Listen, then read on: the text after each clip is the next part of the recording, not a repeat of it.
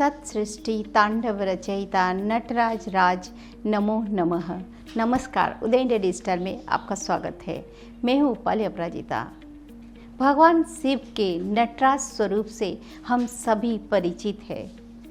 नृत्य मुद्रा में भगवान शिव के इस स्वरूप को देश ही नहीं विदेश के लोग भी अच्छी तरह पहचानते हैं। यही वजह है कि नई दिल्ली में हुई G20 के बैठक के दौरान 27 फुट की नटराज प्रतिमा प्रस्तुत की गई थी। नटराज के तौर पर नृत्य करते हुए महादेव सृजन और विनाश दोनों के प्रतीक है। जब वो नटराज के रूप में लास्य नृत्य करते हैं तो सृष्टि उत्पन्न होती है और जब तांडव करते हैं तो प्रलय आती है। नटराज के रूप में उनकी खुली हुई जटा बिखरी होती है। हाथ में अग्नि और डमरू होता है। नटराज का स्वरूप आधा नारी और आधा पुरुष का है। इसीलिए इस रूप में उनके एक कान में पुरुष कुंडल जबकि दूसरे कान में नारी कुंडल होता है।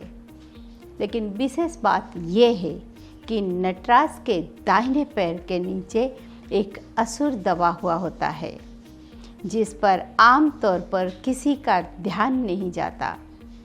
लेकिन महादेव के पैरों के नीचे दबे इस छोटे राक्षस का दार्शनिक महत्व है, जिसके बारे में मैं आप सभी को भारतीय चेतना के इस एपिसोड में बताने जा रही हूँ। भगवान नटराज के पैरों के नीचे जो दानव दबा रहता है उसका नाम है अपस्मार। दक्षिण भारत में उसे मुयालक के नाम से भी जानते हैं। अपस्मार एक बौना दानव है जिसे अज्ञानता एवं विस्मृति का जनक बताया गया है। इसे रोगों का प्रतिनिधि भी माना जाता है। आज भी मिर्गी के रोग को संस्कृत में अपस्मार ही कहते हैं। अपस्मार एक बौना राक्षस है जो स्वयं को सर्वशक्तिशाली एवं दूसरों को हीन समझता था। अपस्मार को वरदान प्राप्त था कि उसे कोई मार नहीं सकता है। वो अपनी शक्तियों से किसी की भी चेतना का हरण कर सकता था। दुनिया के सभी रोग अपस्मार की आज्ञा का पालन करते थे। अपस्मार को ऋषियों ने उत्पन्न किया था। इस विषय में पुराणों में जो कथा मिलती है उसके अनुसार एक बार ऋषिगण अपनी अपनी पत्नियों के साथ हवन एवं साधना कर रहे थे, लेकिन माया के वशीभूत होकर उन्हें अपने त्याग और सिद्धियों पर अभिमान हो गया। उन्हें लगा कि संसार केवल उन्हीं के ही सिद्धियों पर टिका है। तभी भगवान शंकर और माता पार्वती भिक्षुक के वेश में वहाँ पधारे। उन्हें देखकर ऋषि पत्नियाँ यज्ञ छोड़कर उनका स्वागत करने के लिए उठ खड़ी हुए। यह देखकर ऋषियों को बड़ा क्रोध आया और उन्होंने यज्ञाग्नि में आहुति प्रदान करके अपस्मार को पैदा किया और उसे समस्त शक्तियाँ प्रदान की तथा उसे महादेव और जगदम्बा पर आक्रमण करने का आदेश दिया। अपस्मार ने दोनों पर आक्रमण किया और अपनी शक्ति से माता पार्वती को भ्रमित कर दिया।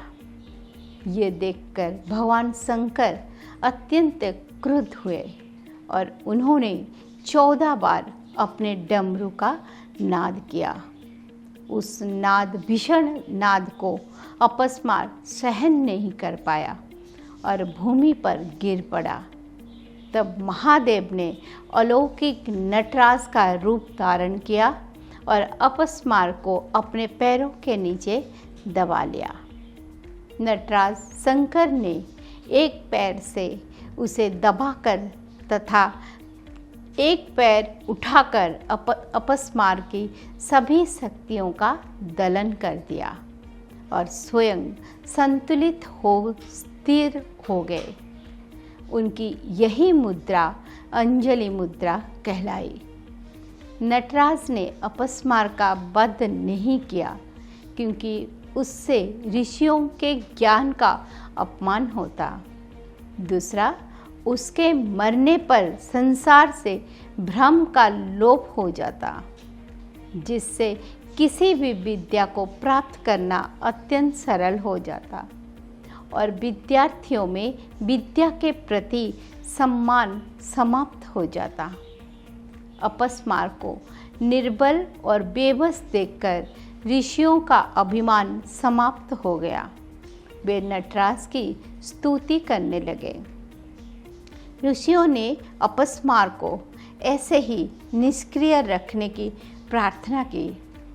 नटराज रूप में महादेव ने जो 14 बार अपने डमरू का नाद किया था, उसे ही आधार मानकर महर्षि पाणिनि ने 14 सूत्र वाले रुद्राष्टाध्यायी माहेश्वर सूत्र की रचना की, जिन सूत्रों के आधार पर जीवन चलाने से समस्त भ्रमों का निवारण होता है और रोगों का शमन होता है।